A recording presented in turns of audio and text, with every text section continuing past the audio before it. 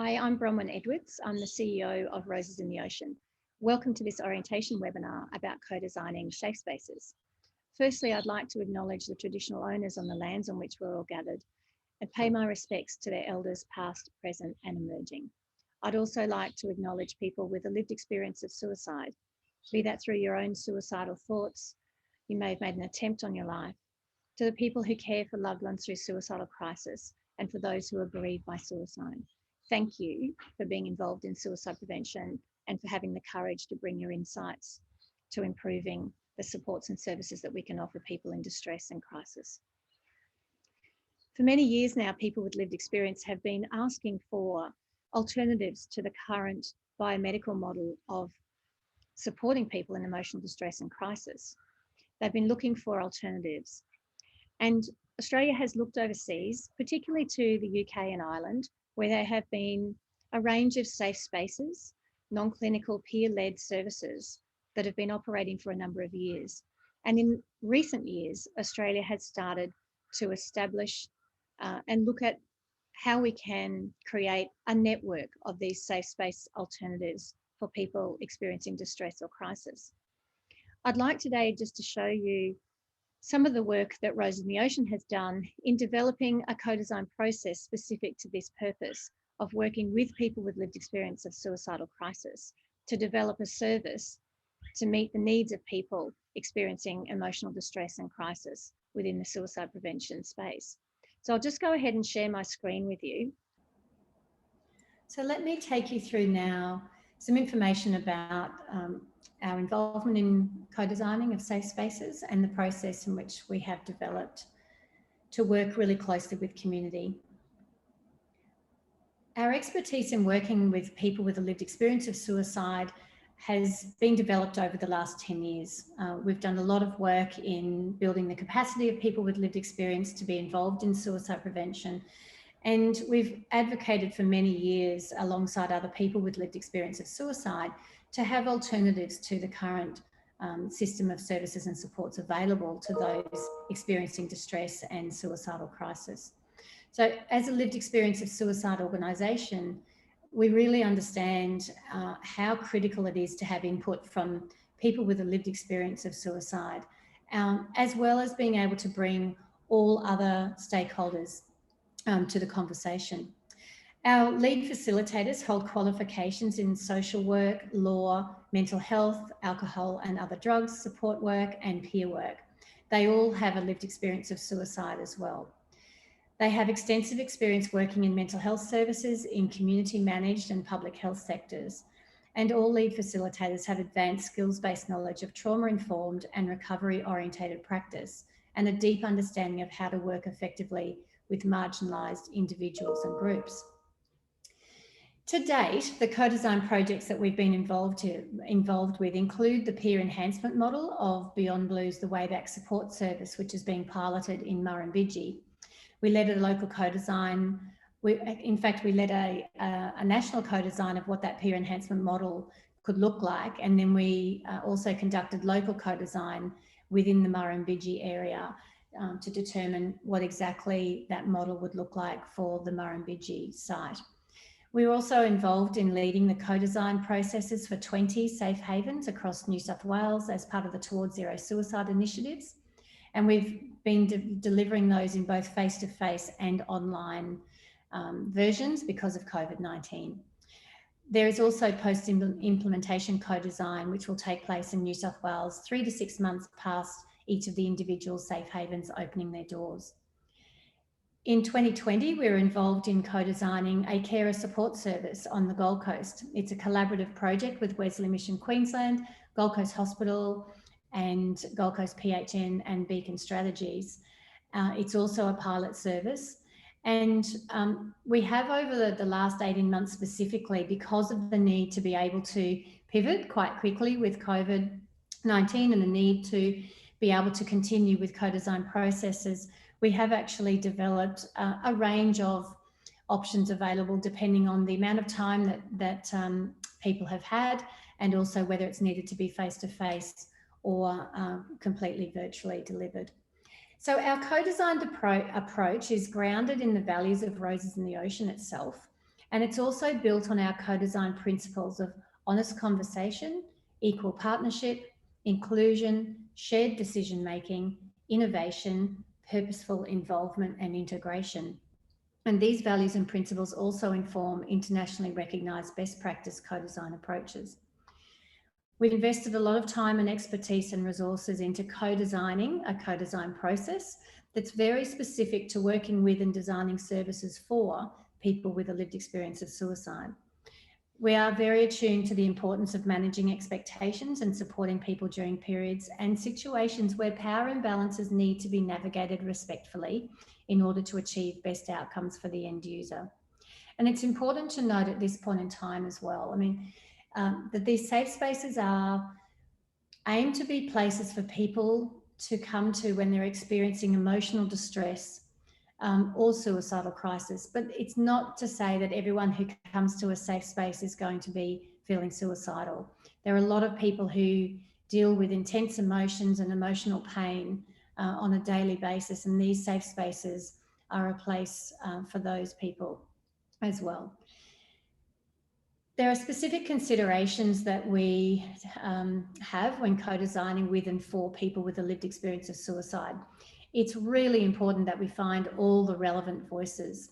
That is, voices that you will genuinely hear from, and there are voices that are often unheard. And we really need to find those voices of people who are potentially not accessing services at the moment, are not known to the services in the region, that they are the people that are potentially staying at home and doing the best they can to stay safe without support. We need their voices. We need to support people to make informed decisions about their readiness to be involved. Is this the right time and the right thing to be involved in right now? So we make sure that as we recruit people with a lived experience of suicide into co-design processes, they're very aware of what the process is, the sorts of conversations they'll have, and they can make an informed decision as if it's the best thing for them right now. We then create an environment which is supportive and safe and provides people the confidence to speak their truth. We provide transparency around expectations. There will always be some form of parameters or hard boundaries when you're designing a service, and we have to just be very transparent around that so that people's expectations are managed. And similarly, for people to understand that Rome wasn't built in a day, and it's really important to still dream big and do that blue sky dreaming and capture the ultimate service that everyone wants, but really understanding that everything may not be possible straight away, depending on infrastructure or funding resources. And then a large part of our role is to make sure that we support everybody, all stakeholders, amidst potential power imbalances. And really hold space for those conversations to be had in a really respectful way so that everyone is equally involved in the process.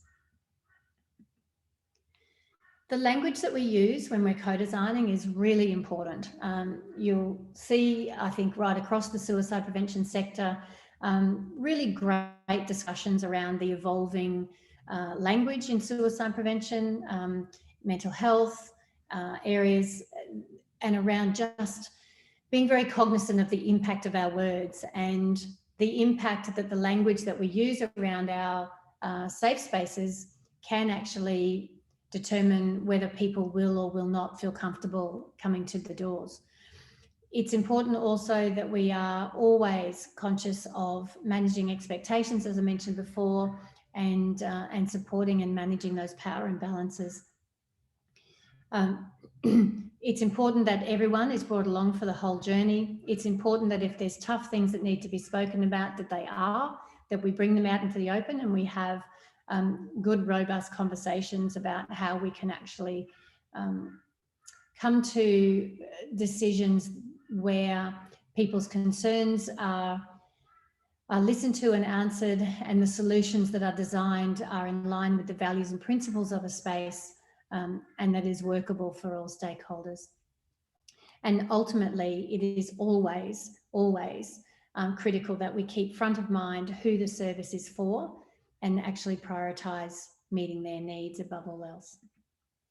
So this is a An example of a co-design process, this would be a standard process. If everything was going well, we had a good 12 weeks minimum to really engage with community thoroughly. But it's important to note that we do design bespoke processes as required, or in just different circumstances arise. So essentially, if you look up in the first couple of weeks, it's all about recruitment. We'll create information flyers, online expressions of interest, and we will use a matrix for both lived experience people and health professionals and other stakeholders to really ensure that we get good diversity across the type of lived experience that people have, geographical diversity, demographics, make sure that we've got all the different stakeholders that are going to be really important in connecting people into the safe space, and also connecting them warmly to other services that can support any underlying needs that they have.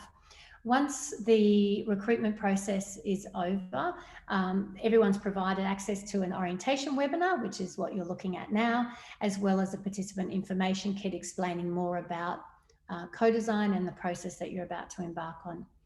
We then start with small groups of people with lived experience coming together into lived experience focus groups. Generally 3 or 4 people maximum in a group, where we really start to explore the emotions and feelings that are associated with accessing help when experiencing significant distress or suicidal crises. From after the focus groups, we then bring all of the lived experience, people with lived experience together in a group session, and we continue that conversation now where we really look deeply at what the underlying needs of people were, and to get some ideas of how the safe space could meet those needs. That information is synthesised and thematically analysed, and we present an online webinar with a Q&A option at the end and an online survey. That is a really important part of the co-design process, because it's where people who've participated can really sense check that we've understood what you've said and we've captured everything that you've said. But it's also an opportunity to spread that survey far and wide amongst other people with a lived experience in the region, and have their input as well. In parallel to that process, we're also meeting with small groups of health professionals in focus group sessions, talking about what it's like from their perspective as a health professional supporting people who are experiencing significant distress or suicidal crisis. We then have a webinar, Q&A and a feedback loop survey to be disseminated to those people, as well as broadly into the other stakeholder groups. And then when those surveys are closed, they're generally open for a week, we'll then collate all of that additional data, and that then goes to a group session of the other stakeholders with the health professionals. And at this point, we're looking for them to understand, this is what people in your region who have a lived experience of suicide are looking for. This is what community members who experience emotional distress are looking for in this safe space. And to find out if there's any barriers here, if we're knocking up against any hard boundaries or any issues that the stakeholders, any issues that they can see that might prevent some of those identified ways of meeting needs. So that's the chance to really unpack and understand what people in the community are asking for, and to see how's that actually going to intersect with everything else that works in the region.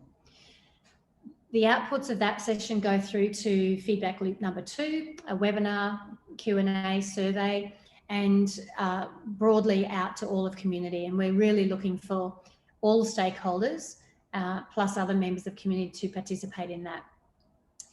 The outcomes of that survey are then populated into another session, which is a joint co-design session with equal numbers of people with lived experience and other stakeholders. We use scenarios a lot in this group session to really test the values and principles of the safe space that have been discussed in previous sessions, to really have a look and say, all right, in this particular scenario, how would the safe space meet the needs of this person? What can we do to best support them? What connections might be useful? And from that session, We then go into a final feedback loop, webinar and Q&A, goes back out to community yet again. And then finally, when that feedback loop finishes, we then collate all of that information, and that informs a service model design. 3 to 6 months after the doors open on the safe space, we then love to come back and spend a good half day or more with everybody who has participated in that co-design session, as well as any guests who have actually utilised the service of the safe space and who are really keen to contribute and are in a position to do so. And that just really starts to embed that principle around co-design, that it is an iterative process. Really important that we just continually keep coming together and embed in the service how are they going to then, moving forward, continue on in a way that is, there's this ongoing feedback loop into improving how the service is meeting the needs of people and community. So I know that's a lot of information. You'll be able to watch this again and read the slides back when you have time. But we really, really look forward to working with you, working with your community, and seeing what a safe space looks like and how it actually transforms through the co-design process. So thank you so much for your time, and we look forward to working with you soon.